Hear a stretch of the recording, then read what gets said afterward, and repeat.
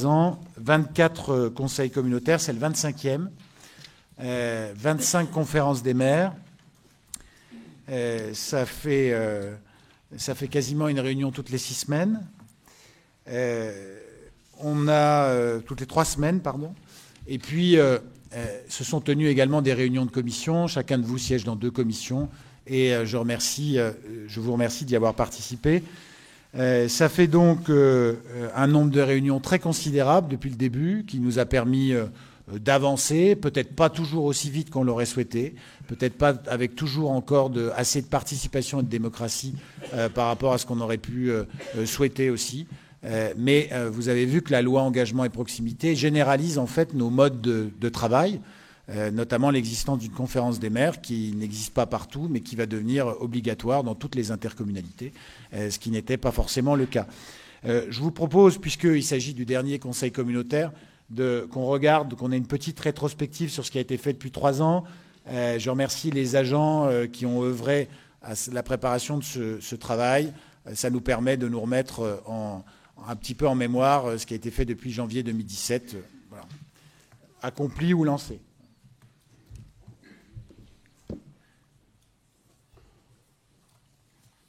Ça va un peu vite, là. On n'a même pas le temps de trop lire, mais bon. Voilà, donc sur les tarifs uniques pour tout le monde dans les écoles, ce qui fait que plus des 2/3 des abonnés ont vu leurs tarifs baisser pour les écoles de musique dès la création de l'agglomération. Je remercie Pascal d'y avoir œuvré. Les tarifs uniques pour les habitants de toute l'agglomération pour Aquanova, les lignes d'eau pour toutes les communes qui en faisaient la demande gratuitement. La création donc du RAM à Corcieux, à Provenchères, Bande-Laveline et à Némant-les-Fosses, donc 2 relais d'assistante maternelle pour les parents. La MSAP de Corcieux, la maison de service au public qui a été créée. La création du transport à la demande, je remercie Vincent Benoît, 1 € donc pour se rendre à la gare ou au centre-ville le plus proche. Après, il y a des projets qui ont été lancés et achevés. On pense notamment au contrat de réciprocité avec la vallée de la Bruche, donc l'Alsace qui se rapproche de nous. On pense au partenariat, j'en remercie Pascal Guy, avec les clubs vosgiens, qui est un partenariat qui nous permet d'assurer l'entretien des sentiers de randonnée dans de bonnes conditions, qui donne toute satisfaction, je crois, aux clubs vosgiens. La création de 2 aires de covoiturage à Provenchères et Colroy et à Saint-Dié-des-Vosges. L'extension, et le bornage à Saint-Michel et à Sainte-Marguerite sur des espaces qui existaient déjà, mais effectivement, on a fait de la signalisation. Mais ce que je veux dire, c'est qu'il y a eu, c'est des travaux moins de voirie moins significatifs. L'extension de la voie verte entre Étival, Clairefontaine et Moyen-Moutier jusqu'à la gare. La création du chantier de la boîte à outils, je remercie Roselyne notamment, du chantier d'insertion qui est à disposition des petites communes. La création du drive fermier à Saint-Dié-des-Vosges, donc pour les producteurs fermiers en partenariat avec la Chambre d'agriculture. La création d'un nouveau bureau de l'Office de tourisme intercommunal à Plainfin. La création de la destination Vosges-Porte d'Alsace qui a été lancée. Le classement de l'Office de tourisme en première catégorie et l'obtention de la marque qualité tourisme. La création d'un fonds de concours pour les communes de moins de 2000 habitants. Il n'en existait un que dans une seule communauté de communes. 43 communes sur 77 ont été aidées en 3 ans. Et puis ça, ce sont des projets qu'on a lancés. Le plan local d'urbanisme intercommunal et de l'habitat. Et bien sûr, merci à Jean-Luc et à Bernard de leur implication. Action Cœur de Ville, donc à Saint-Dié, mais aussi les opérations boursantes à Raon-l'Étape, à Senones, à Fraise, à Corcieux. On va en parler encore aujourd'hui. Le lancement du projet de recyclerie et matériothèque à Fraise, la création de l'association Vosges Architecture Moderne pour la valorisation du patrimoine de la reconstruction, bien sûr dans la vallée de la Meurthe, mais aussi à Corcieux, le lancement du projet de la Boussole à Saint-Dié-des-Vosges, office de tourisme et médiathèque, le lancement du projet de centre d'histoire à Mousset, le lancement de la réhabilitation du château de Pierre-Percé, le lancement de la nouvelle MSAP de Bande-Laveline. Les travaux vont commencer, monsieur le maire, je crois. Le lancement des aménagements des gares de Raon-l'Étape et de Saint-Dié-des-Vosges. Le lancement du chantier des nouveaux locaux communautaires à Saint-Dié-des-Vosges. Le lancement de la réhabilitation du site du Souche à Hanould, ça avance bien. On a un chargé de mission qui travaille bien sur le sujet. Le lancement du projet quartier Bresson à Raon-l'Étape, puisqu'on a une étude de design sur le bâtiment qui va commencer, comme d'ailleurs sur les friches hospitalières futures de Senones et de Raon-l'Étape. Le lancement du projet de liaison douce Saint-Léonard, Saulcy-sur-Meurthe, Sainte-Marguerite, Saint-Dié-des-Vosges, pour lequel on a déjà sollicité des crédits auprès de l'État et des différents partenaires collectivités territoriales. Alors voilà, comme je disais, tout n'est pas parfait et demain ce sera sûrement différent, mais il y a déjà un certain nombre de choses qui ont été faites et on peut envisager l'avenir de façon assez sereine, même si les 3 gros chantiers qui viendront, ne nous le cachons pas, dans la mandature suivante, ce sera d'une part, bien sûr, le PLUIH, avec le PADD, le plan d'aménagement développement durable, qu'il va falloir construire au cours de cette année 2020, les déchets ménagers. On en parlait encore avec Christian du fait qu'on n'avait pas beaucoup avancé depuis 3 ans. Et donc il restera à harmoniser et à décider si on fait de l'incitatif généralisé ou pas. Et puis, 3e gros chantier, bien sûr, l'eau et l'assainissement, sur lequel il va falloir qu'on construise une stratégie partagée à l'échelle de l'agglomération qui tienne en même temps compte des spécificités de chaque commune et de chaque secteur en fonction de son hydrographie et de sa population. Alors, quelques points d'information. Nous avons reçu 2 courriers. Le premier de la région Grand Est qui nous informait d'une subvention au titre du dispositif Dirige relative au financement des travaux d'aménagement du pôle d'échange multimodal de la gare de Saint-Dié-des-Vosges pour un montant de 876 225,50 €.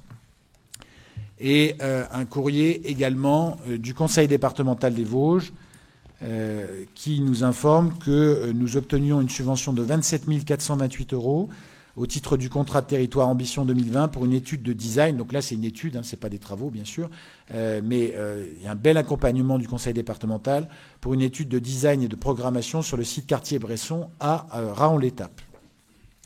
Le premier point à l'ordre du jour appelle l'approbation du compte-rendu du Conseil communautaire du 17 décembre prochain.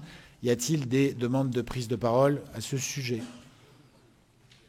Il n'y en a pas. Nous pouvons donc passer au vote. Qui est contre? Qui s'abstient? C'est donc adopté à l'unanimité. Merci beaucoup.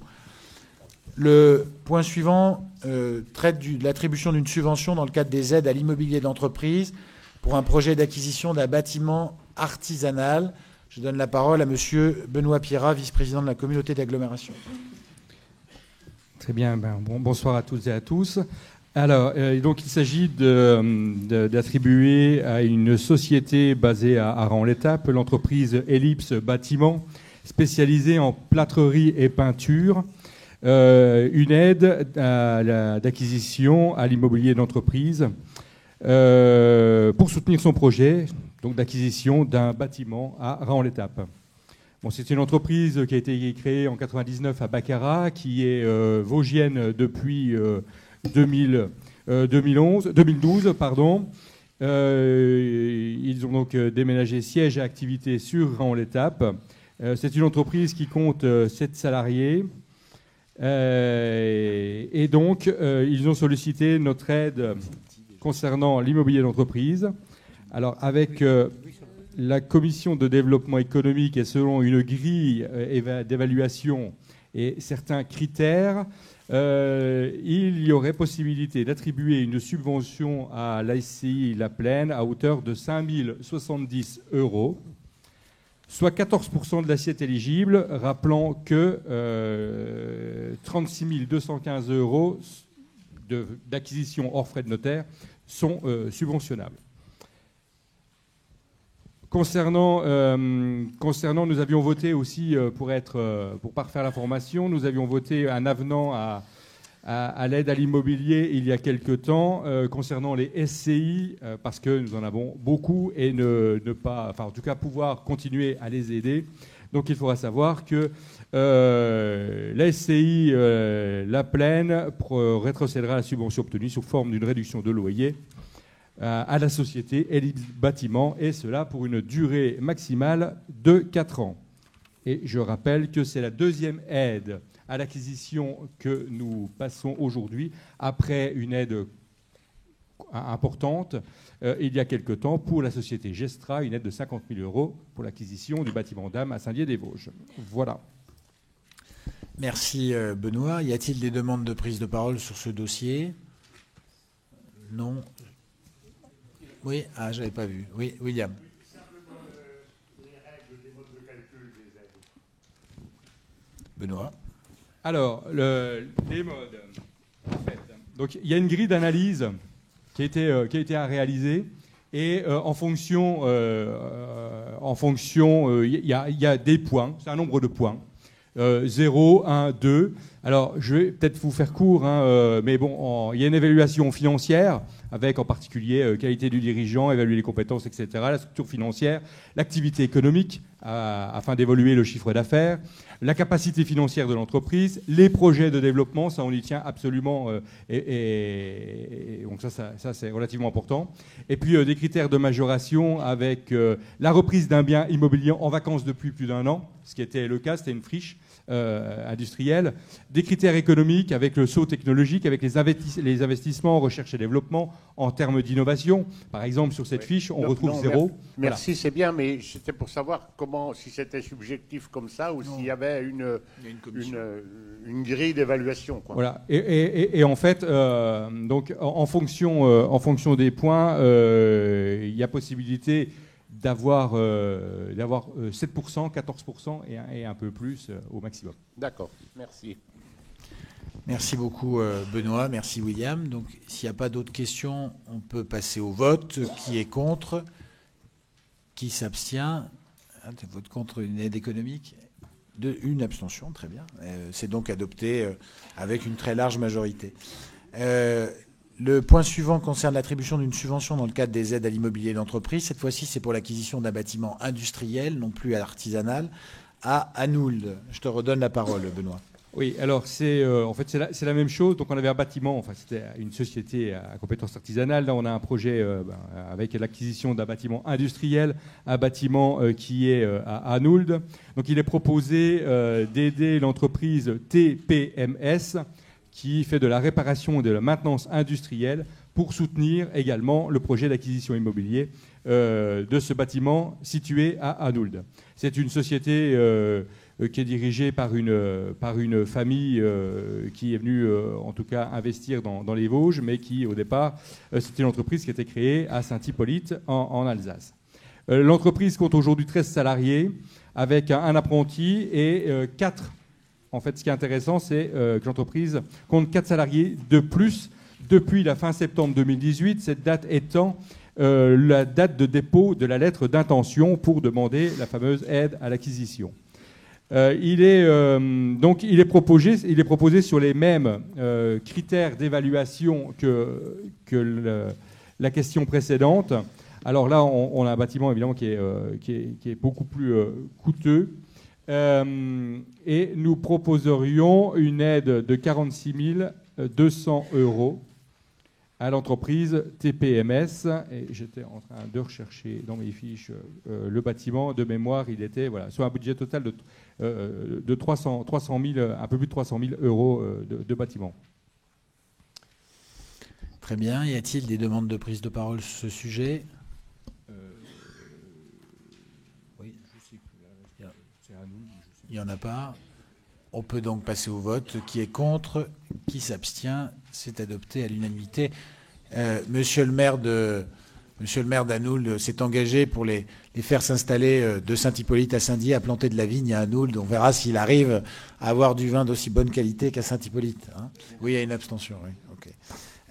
Le point suivant concerne l'attribution de subventions dans le cadre de l'appel à manifestation d'intérêt, financement des structures d'accompagnement à la création, reprise et à l'émergence de projets 2019.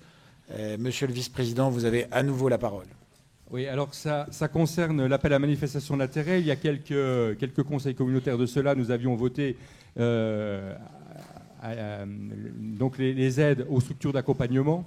Et nous avions demandé des compléments d'information pour 2 d'entre elles, la pépinière de Saint-Dié-des-Vosges et puis Ecopark, la structure Ecopark basée en particulier au PECV. Donc après ces compléments d'information, il vous est demandé aujourd'hui de pouvoir délibérer et voter l'aide par une subvention à ces deux structures. Concernant la pépinière, donc la pépinière, de manière historique, elle est implantée depuis un certain nombre d'années. Depuis 2017, c'est la communauté d'agglomération, auparavant la ville de Saint-Dié, qui aidait financièrement avec une aide portée à 30 000 € pour le fonctionnement et sa compétence première, donc l'hébergement des sociétés à l'intérieur de la pépinière. Donc il est demandé cette année de continuer sur cette voie avec une demande de subvention de 30 000 € pour le fonctionnement. Et puis l'an dernier, nous avions, avec l'appel à manifestation d'intérêt, la pépinière avait lancé un projet, le projet LoRaWAN, qui, pour faire simple, travaille sur les objets connectés et a fait donc un premier travail de ce côté-là avec l'embauche d'un ingénieur chargé de lancer le LoRaWAN, plus différents outils pour le développer, et décide maintenant de continuer à développer le LoRaWAN. Ce que la communauté d'agglomération, et ça fait partie des informations qui ont été complémentaires qui avaient été demandées, c'est que la pépinière, avec fort de ses compétences, puisse travailler sur les objets connectés, mais à destination en particulier de la communauté d'agglomération de Saint-Dié-des-Vosges. Donc proposer des alternatives et des objets qui pourraient nous servir à tous dans notre quotidien. Donc ça a été ce qui est le cas, avec la possibilité de travailler sur le développement d'un outil, d'une application qui permettrait aux usagers de visualiser les stationnements disponibles sur les parkings, par exemple. Donc, rien n'est figé pour l'instant. Et pour ce faire, il est demandé un accompagnement à la recherche et au développement de ce dispositif avec une aide fixée à 15 000 €. L'année dernière, nous avions voté 30 000 €.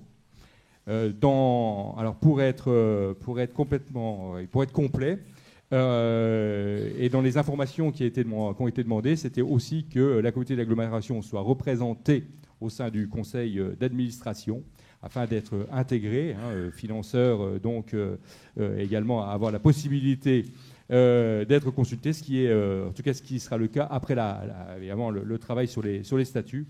Et puis, il aurait également demandé à la pépinière de trouver d'autres modalités de soutien au financement de la structure afin qu'il puisse, bien évidemment, garantir et rester à l'équilibre budgétaire. Voilà.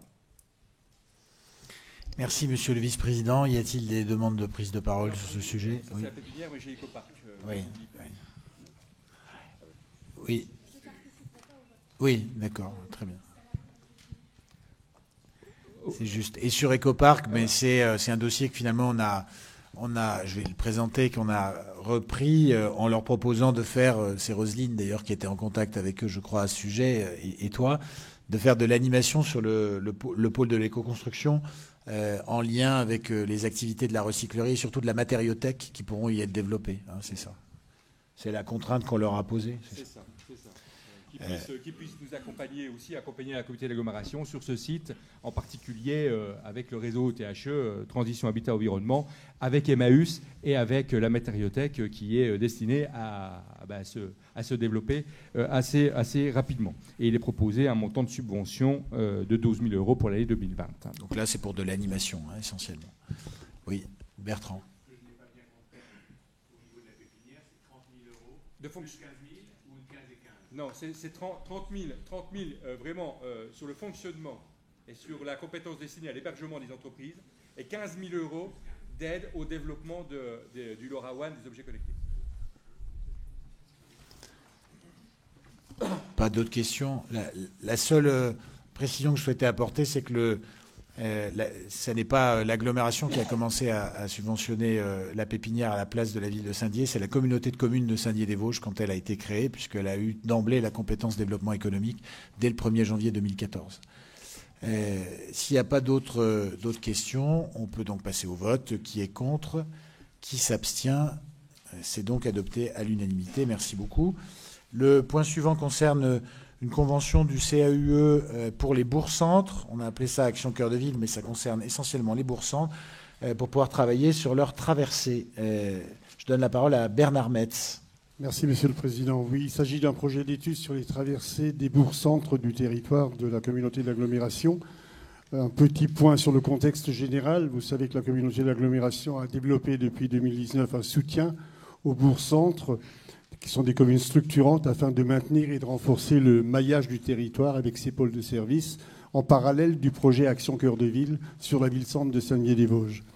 Ce soutien passe par des actions ponctuelles, mais surtout sur l'élaboration d'une réflexion et d'une stratégie plus globale pour redynamiser ces bourgs-centres. Et à cet effet, il est proposé de mener une étude sur les traversées des bourgs, qui sont une vitrine pour ces communes et pour la communauté d'agglomération de Saint-Dié-des-Vosges.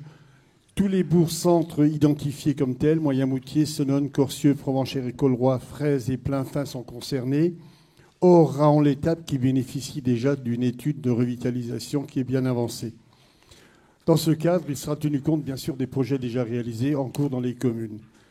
Le partenariat est prévu, donc cette étude sera conduite en étroite concertation avec les municipalités, portée par la communauté d'agglomération de Saint-Dié-des-Vosges et menée par le Conseil d'architecture, d'urbanisme et de l'environnement, le CAUE, et sur les 3 bourgs-centres du territoire du parc naturel régional des Ballons des Vosges. Celui-ci apportera un appui technique en ce qui concerne ces bourgs-centres.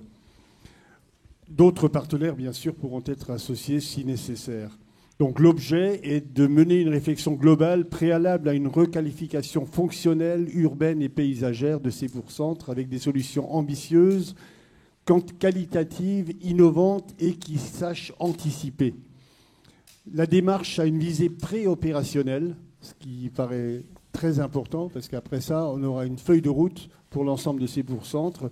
Et parallèlement, il est proposé par le CAUE de lancer une analyse sur le commerce qui serait une sorte de complément à l'étude du FISAC en 2017.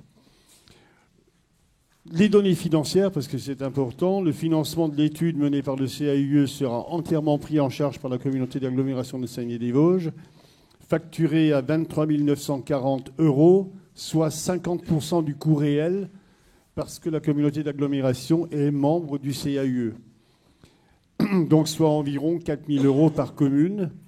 Et on sait déjà par le biais des services de l'État qu'au titre de la DETR, nous aurions 40% d'aide, donc avec un plafond de subvention de 15 000 €, ce qui représenterait un reste à charge pour la communauté d'agglomération de 14 000 €. Donc une opération qui est tout à fait intéressante financièrement, puisqu'aidée est très intéressante par rapport à la revitalisation et à l'éthique territoriale de notre communauté d'agglomération. Donc il s'agit de valider 2 points, une convention entre la communauté d'agglomération de Saint-Dié-des-Vosges et du CAUE, fixant le cadre de la mission, et dans un deuxième temps, et en parallèle, des conventions liant la communauté d'agglomération et chacun des bourgs-centres souhaitant y participer. Voilà. Merci Bernard. L'idée, elle était double. C'était d'une part d'éviter que le raisonnement sur les bourgs-centres se réduise à la commune qui, pour le moment, a été retenue à la fois par l'État et par le conseil départemental, c'est-à-dire Raon-l'Étape, et d'autre part de permettre de financer des études qui ensuite, à charge des maires de décider ce qu'ils en feront, mais au moins leur donneront des bases sur lesquelles ils pourront construire une réflexion sur la traversée de leur centre de commune ou sur globalement le positionnement des équipements, des services publics dans cette commune. Donc il n'y aura évidemment aucune contrainte, l'agglomération n'interviendra pas en travaux ensuite, mais ça permettra aux maires d'avoir un outil à la décision dans leurs projets dans ces communes parce qu'elles assument des charges de centralité reconnues par les différents partenaires. Est-ce qu'il y a des demandes de prise de parole sur ce sujet? Oui, Jean-François. Juste pour savoir si chaque commune concernée par cette disposition doit adhérer, doit contribuer financièrement. Non. Quand Bernard a dit 4 000 € par commune, c'était pour donner un équivalent de ce que ça représentait. Hein. Mais bien sûr, les communes ne sont pas sollicitées financièrement, sinon on les aurait déjà prévenues. Donc non, bien sûr, c'est plus c'était pour donner une idée de ce qu'on mettait pour faire cette étude, respectivement et en déduisant les subventions. Hein, mais non. Une règle générale qu'on avait adoptée, c'était que d'un point de vue études d'ingénierie, ce sera pris en charge par la communauté de l'agglomération. Et ensuite, les travaux seront à charge des communes selon le choix qu'elles auront fait. C'est exactement le même raisonnement que sur Action Cœur de Ville, que sur le bourg-centre à Raon-l'Étape. Et c'est ce que Bernard vient de dire. C'est-à-dire l'agglo porte l'ingénierie, ensuite les travaux sont faits par la commune. Voilà. Mais ça permettra d'avoir un outil d'aide à la décision qui sera intéressant pour les communes en question, si elles veulent revoir notamment leur traversée de centre-bourg. Si on prend le cas de Fraise, par exemple, c'est un vrai sujet. Oui, en plus, il y a la RD 415 pour Fraise. Eh bien, écoutez, s'il n'y a pas d'autres questions, on peut passer au vote. Qui est contre? Qui s'abstient? C'est donc adopté. Merci beaucoup. Le point suivant concerne l'avis que nous devons donner sur le projet de réglementation des boisements de la commune d'Étival-Clairefontaine. Je donne la parole à M. Patrice Fèvre, vice-président de l'agglomération. Merci, Président. Nous avons déjà eu à délibérer dans le passé sur ce genre de démarche. Chaque fois qu'une commune aboutit à son projet de règlement de boisement, qu'il soit initial ou qu'il soit révision, il est souvent révision, bien sûr.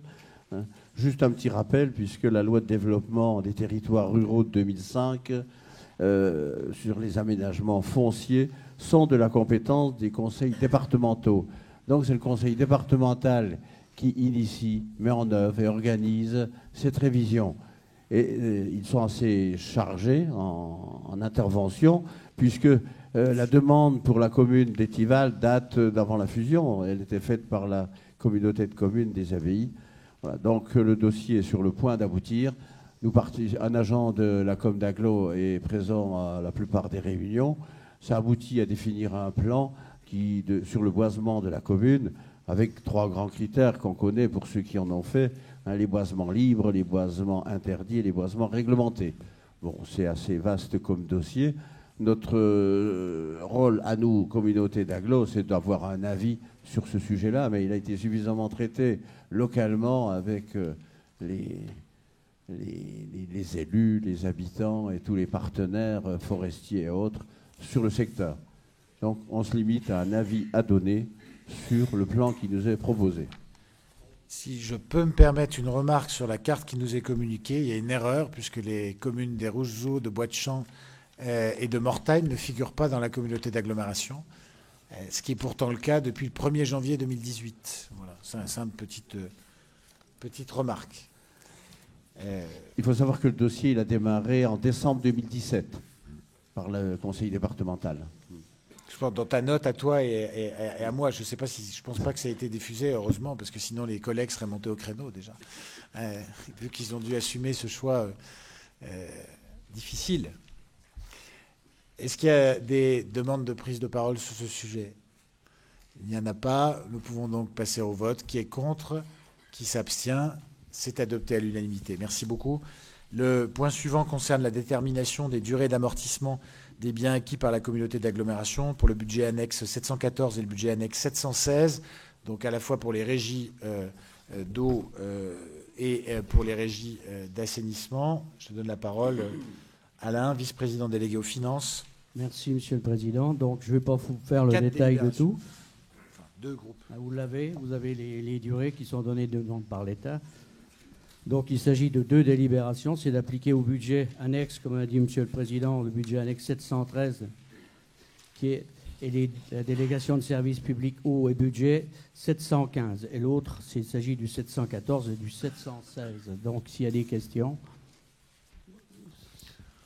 on peut passer au vote. On se cale, en fait, vous l'avez vu sur l'arrêté du 12 août 1991 et ses recommandations en matière d'amortissement sur les investissements en matière d'eau et d'assainissement. À quelques nuances près, on est vraiment calé très strictement sur ce qui est proposé par cet arrêté. Alors, il y a 2 délibérations, donc une qui concerne les régies, donc la quasi-totalité de l'agglomération, et une sur les délégations de services publics, c'est-à-dire Saint-Dié et Raon-l'Étape, et puis le marché à Corcieux. On va donc passer au vote sur la régie pour cette durée d'amortissement. Qui est contre? Qui s'abstient?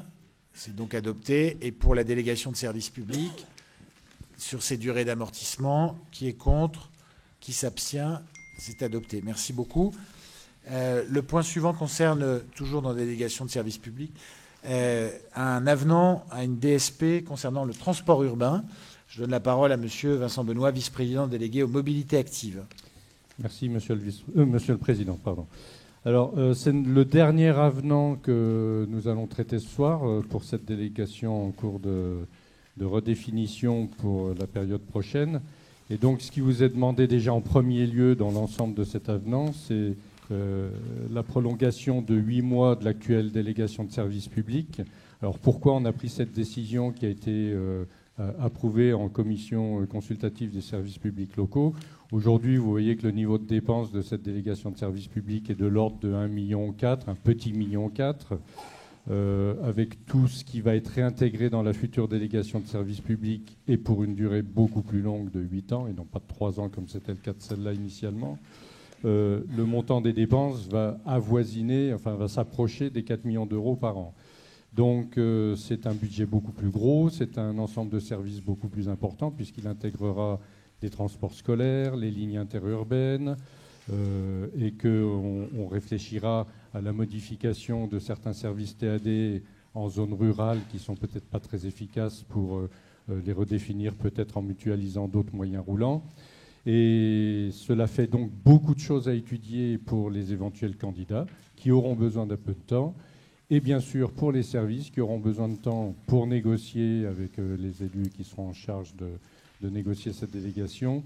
Et donc, il était nécessaire de se redonner un peu plus de temps que ce qui était initialement prévu. Donc, le premier point de cet avenant, c'est effectivement de prolonger de 8 mois l'actuelle DSP pour qu'elle se termine au 31 août 2021. Et ensuite, la future délégation sera étendue de 4 mois pour se terminer aux années civiles, ce qui est beaucoup plus intéressant pour les problèmes comptables.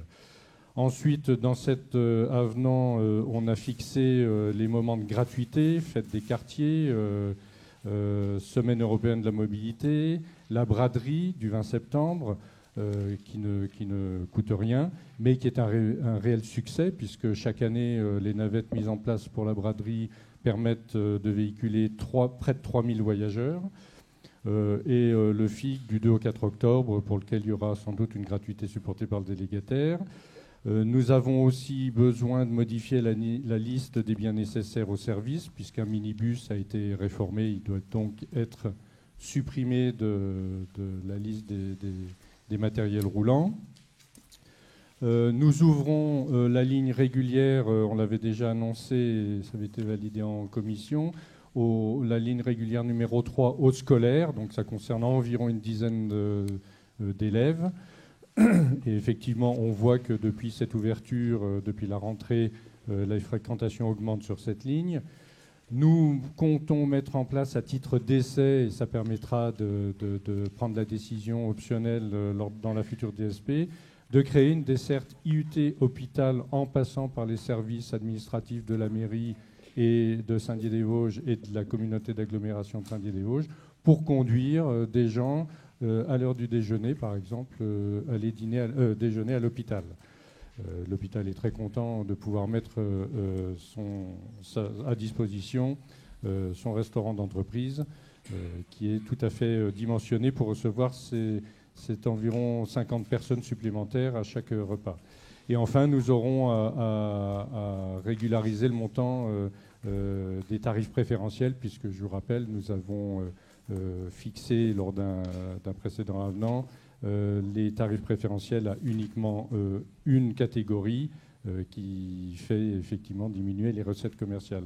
Alors, bien sûr, avant juste de vous proposer d'approuver, moi, je veux dire que cette délégation de service public, depuis 2017, a rendu beaucoup de services et nous a permis d'étudier beaucoup de nouveautés. Le TAD urbain a progressé de 48%, donc ça montre l'intérêt d'un transport à la demande en périphérie d'une ville-centre. On a pu voir que le transport à la demande, en revanche, interurbain et vers les gares était beaucoup moins intéressant et rendait beaucoup moins de services. Les lignes urbaines, en dépit d'une baisse de population sur l'ensemble de l'agglomération, ont quand même progressé en 3 ans 12%. Et en revanche, il faudra rester soucieux dans l'avenir sur la baisse des fréquentations scolaires, puisque sur 3 ans, elles sont de moins 13%. C'est significatif quand même. C'est une délégation de services publics qui est équilibrée. Les recettes seront supérieures à celles que vous voyez dans le tableau qui a été donné en projet dans l'avenant 7, puisque les comptes 2019 ne sont pas tout à fait arrêtés. Et elle est largement couverte par le versement transport, ce qui signifie qu'il y aura des marges de manœuvre pour créer de nouveaux services et soutenir les investissements nécessaires aux mobilités que l'on prend en charge dans cette délégation de services publics. Voilà, donc il vous est demandé d'approuver ce dernier avenant pour cette délégation en cours. Merci beaucoup, Monsieur le Vice-président. Y a-t-il des demandes de prise de parole sur ce sujet? Il n'y en a pas. On peut donc passer au vote. Qui est contre? Qui s'abstient? C'est adopté. Évidemment, quand vous disiez qu'il faudrait du temps aux candidats pour analyser les documents, c'était aux candidats à la délégation de services publics. On avait tous bien compris. Le point suivant concerne le vote des taux des taxes communautaires 2020. Alors vous allez me dire, on les a déjà votés. Vous pouvez rassurer tout le monde, il n'y a pas d'augmentation, mais pour des raisons de forme administrative, on va les revoter. Monsieur le vice-président délégué aux finances, vous avez la parole. Merci, oui. Donc, ce vote doit intervenir entre le 1er janvier et le 15 avril de l'année à laquelle s'appliquent ces taux votés. Donc, en conséquence, la délibération du 17 décembre est caduque. Donc, je vais vous redire les taxes. Taxe d'habitation 4,43, taxe foncière 2,68, taxe foncière non bâtie 5,28 et le taux cible de la cotisation foncière des entreprises 23,78. Voilà. Y a-t-il des questions? On peut passer au vote, Monsieur le Président.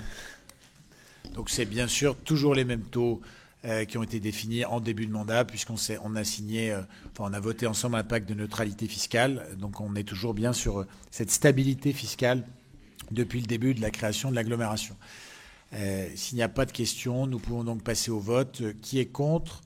Qui s'abstient?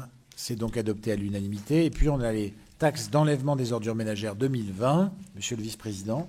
Donc la zone 1, Saint-Dié-des-Vosges 9,42, la zone 2, Tintru 8,02, la zone 3, Vallée, secteur Anoul, Saléonard, Saulcy-sur-Meurthe 8,03, la zone 3, Vallée, secteur Ban-sur-Meurthe, Clefcy, Fraise, Mandray, Plainfin 8,42, la zone 4, Bois-de-Champ, Les Rouges-Eaux, Mortagne 9,93, la zone 5, territoire de l'ex-communauté de communes de la vallée de la Plaine 9,02. Et dit que le service d'enlèvement des ordures ménagères est financé par le budget général de 280 000. Il s'agit de l'ex-Neuné. Voilà. Est-ce qu'il y a des questions? Pas de questions, donc c'est toujours les mêmes taux que... Oui.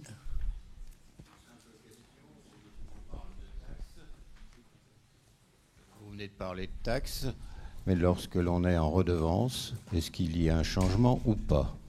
Non, puisque les tarifs restent les mêmes. Normalement, on aurait dû les afficher, mais c'est la continuité, quoi. Voilà, par rapport aux autres années. Merci. Est-ce qu'il y a une autre question? Est-ce qu'on peut parler de l'avenir?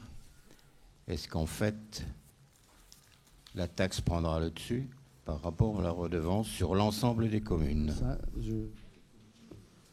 Moi, je ne peux pas vous répondre. C'est-à-dire ça va être décidé, je pose la question, Monsieur le Président.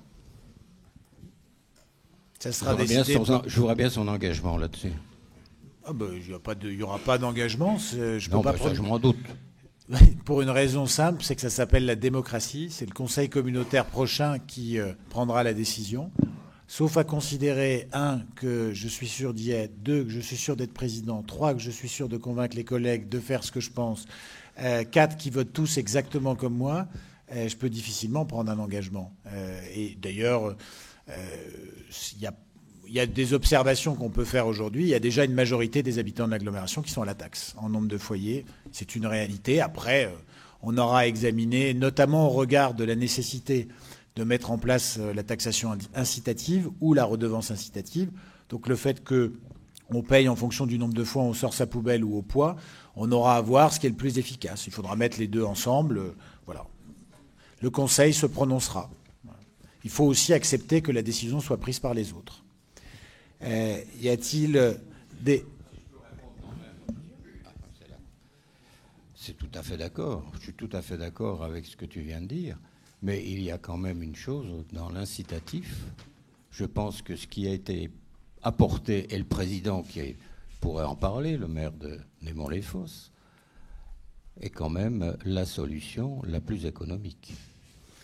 En tout cas, ce qui est sûr, c'est que quand l'agglomération... On n'a pas apporté de date. Hein. Quand l'agglomération a été créée, et nous non plus, mais quand l'agglomération a été créée, au contraire, quand l'agglomération a été créée, on avait l'engagement de maintenir les systèmes pendant 3 ans, de ne pas perturber ce qui se faisait. Nous l'avons tenu.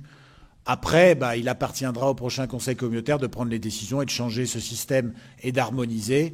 Mais l'engagement de départ, qui était la stabilité, il a été tenu. Voilà. Moi, je ne veux pas prendre d'engagement au nom des élus à venir. Voilà. Y a-t-il des demandes de prise de parole sur ce sujet ? Il n'y en a pas, mais c'est effectivement une question qui se posera, hein, on est d'accord. Qui est contre ? Qui s'abstient ? Une abstention. Pour le reste, c'est adopté donc à l'unanimité. Le point suivant concerne l'approbation du rapport définitif de la Commission locale d'évaluation des charges transférées.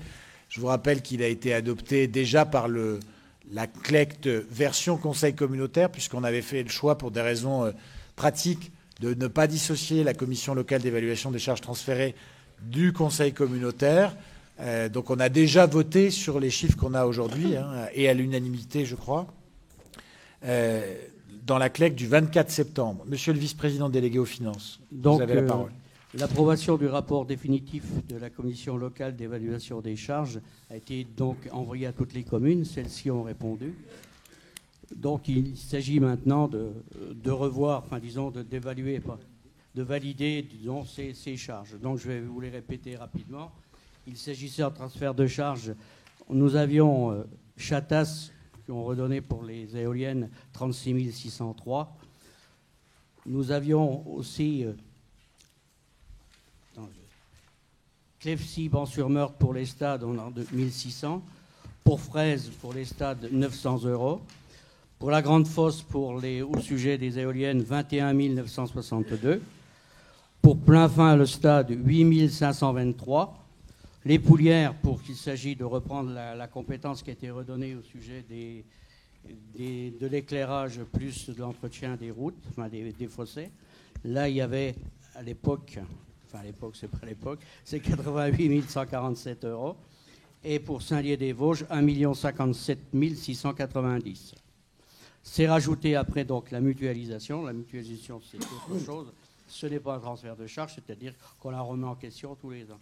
Sur Saint-Lié, il n'y avait que Saint-Lié, il y avait 1 208 877.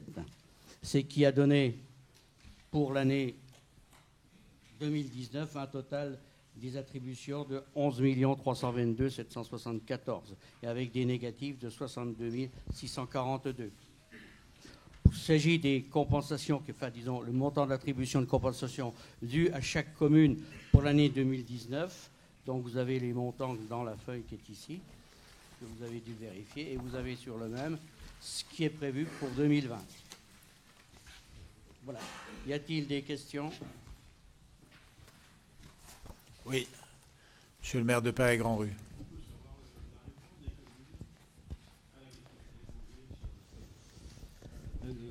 Pour le nombre, des réponses pour la CLECT, on a c'est la majorité qualifiée, c'est-à-dire des 2/3. Nous l'avons. Elle est constituée. Oui. 2/3 de la population, la moitié des communes. La moitié des communes, 2/3 de la population. C'est toujours la règle. Et les donc, autres, c'est qu'ils n'ont pas délibéré ou ils ont oublié d'envoyer. Voilà. Et effectivement, les communes qui n'ont pas fait délibérer sur ce point, leur réponse est considérée comme positive dans le délai des 3 mois.